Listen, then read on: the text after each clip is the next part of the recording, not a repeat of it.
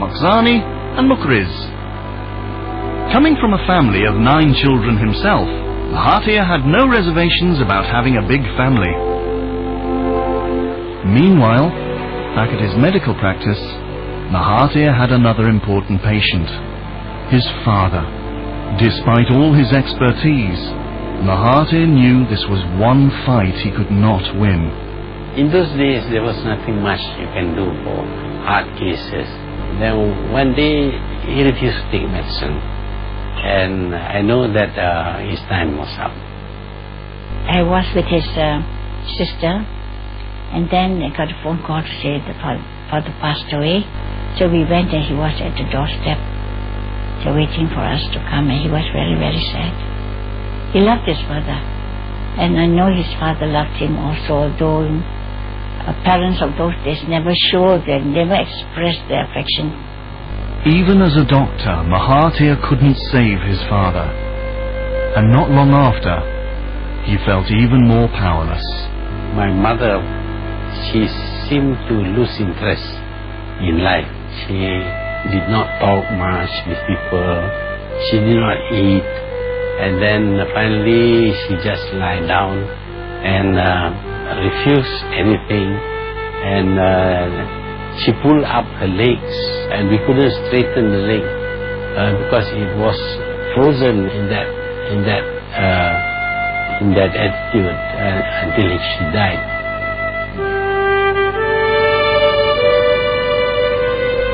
As a compassionate doctor who treated everyone, Mahathir realized he'd finally been accepted as a leader in his community.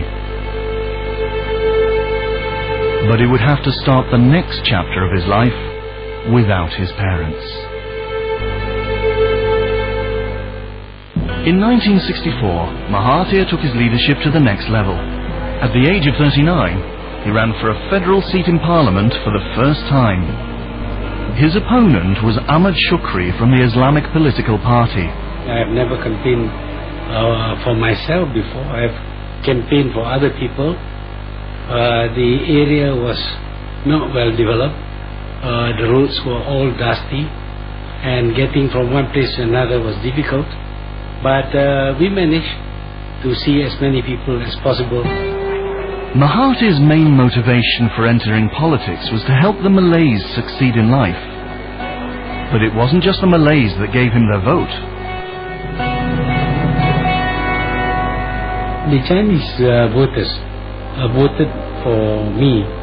As a result, I won with a good majority, more than 4,000 votes. To honor Mahathir's election promises of helping the Malays, his confrontations with political greats Lee Kuan Yew of Singapore and Malaysian Prime Minister Tunku Abdul Rahman seemed inevitable.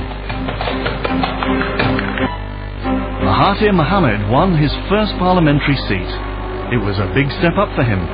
He went from a small-town doctor to an elected member of parliament. He was already a very promising and unknown politician in the 60s, very outspoken. Dr. Mahathir identified with a younger group in UMNO that sought to develop different policies from the leadership. They were more pro-Malay, more nationalistic. I did feel that I have a duty to speak up for the Malays. They are not usually very vocal. They cannot argue their case. Mahathir criticized Singapore's political party leader, calling him pro-Chinese, communist-oriented, and positively anti-Malay. Lee Kuan Yew was much more experienced, both in parliament and in public speaking. And he tended to lecture to the House, which is something that is very irritating. So for me, what I used to do with Lee Kuan Yew was to interrupt him and ask him questions. After several interruptions, he got a bit flustered, and he ended his speech soon after that. Lee Kuan Yew labelled Mahathir as one of the Malay ultras, or extremists. It was a label Mahathir refuted. When you are labelled an ultra, then of course it undermines your ability to explain anything to the people, because anything that you say, no matter how factual, how true, would be considered as extreme. Political differences proved irreconcilable, and in August 1965, Singapore separated from Malaysia. In May 1969, Mahathir campaigned to retain his parliamentary seat. He had become extremely popular with the Malays. But Mahathir neglected his Chinese voters, an act that would cost him dearly.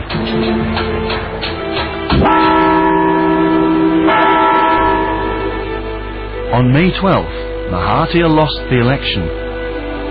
I felt bad, especially after losing the election in 1969. That was when I was most depressed. The opposition won more seats than ever before.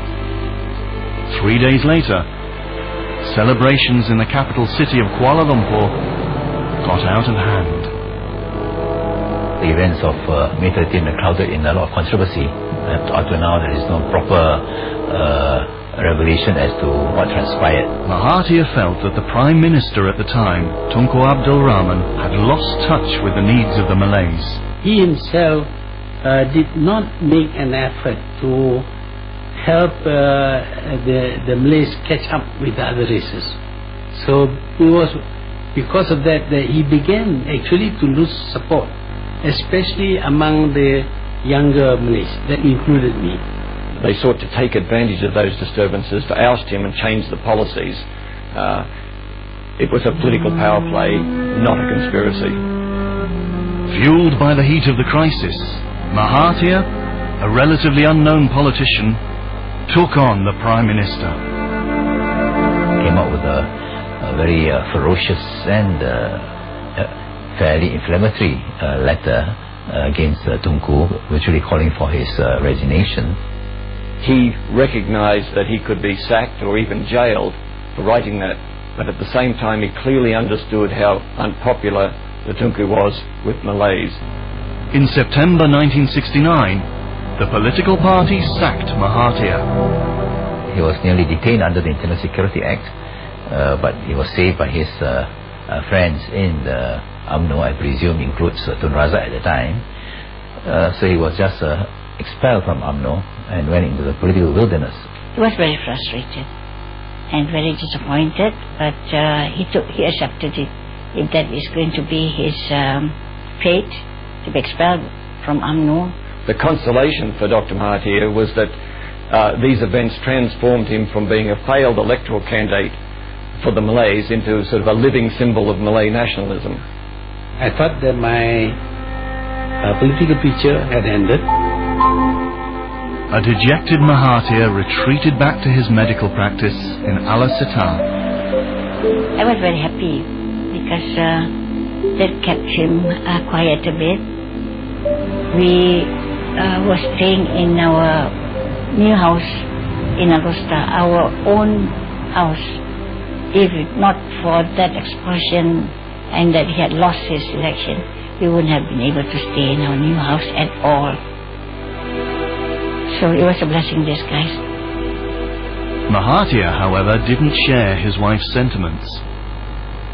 I had just moved into my new house, and I noticed that there is always a car outside, which I presume was the police keeping watch on my house, and because of that, people were scared of coming to see me. Since Mahathir was no longer in a political position, he was paranoid that he may be arrested at any moment. During the time it took to plant and harvest rice in the fields outside his home, Mahathir wrote what would become his most controversial book. I did know that the Malays were very poor. They were farmers mainly, fishermen, and very few were university educated at that time. So I felt I need to let people know the problems faced by the Malays, so that corrections can be made, and then they will not feel so angry over the independence not giving them any benefit at all. So I wrote the Malay dilemma for that purpose. For Dr. Mahathir, the Malay dilemma was whether Malay should be content to be poor people in a fairly rich country or whether they should get part of that riches. He wanted there to be a change so that the Malay community would be just as progressive as the non-Malays. The Malay dilemma came out when I was 11 years old, 12 years old. So I was very young, and I really don't think I could have understood it then. I was just concerned that this was something that, got my dad into a lot of trouble. I thought there was a risk of the book being banned. Even getting the book published was difficult.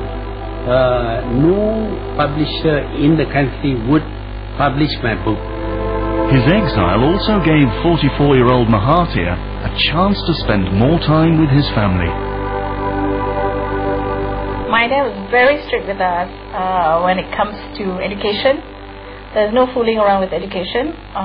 You go to school, you did your homework, you do your exams, and we'll be tied you if you didn't do well in your exams, that sort of thing. He was a very loving dad who had plenty of time for us. Because in those days when we lived in Alostar, he'd come back from work at about 4 something. There's plenty of time for us before we had to go to bed. So he'd take us for car rides and sometimes for picnics. They say you can do what you want as long as you finish studying. At least the first degree. After that, you can do what you want. So they always held us to that.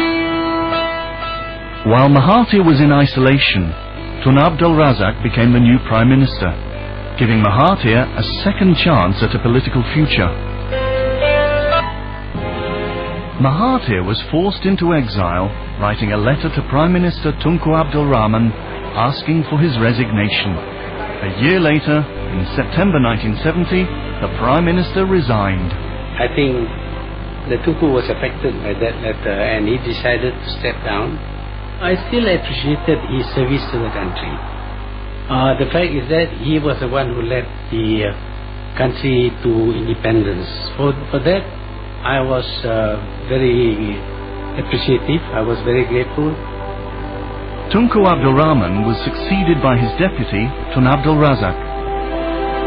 Razak became the Prime Minister, and he was willing to accept me back into the party. And that, for me, that means that my future was rehabilitated, so to speak. I watched his policies to see whether he was going to implement some of the ideas that I had put in my books. And I noticed that he was quite positive on many of the things that I cared for. In 1974, Mahathir won back his seat and, in an unprecedented move, was immediately appointed Minister of Education. We weren't expecting this at all. We knew that he was, after several years of being in the wilderness, it's like coming back, but to, straight away be Minister of Education, that was quite a shock. Well, I thought it was a great honor to be appointed as a minister, and for that, of course, I was willing to give up my practice, and I think anybody would do the same. The job was a top post, forcing Mahathir to relocate his family to Kuala Lumpur, the capital city. But my parents made sure that we would still go back to Alostar and spend maybe 2 weeks there, so that we didn't completely lose touch with our hometown. But yeah, it was a change in many, many ways for all of us. After 2 years in his position as Minister of Education, Mahathir began to see a change in his boss, Prime Minister Tun Abdul Razak. I did notice that he was dribbling saliva from his mouth, and this is a sign that he is not well, really. He said that he was going to London for treatment, and he called me aside and he told me that he is not well All this time, Razak was hiding a secret not even his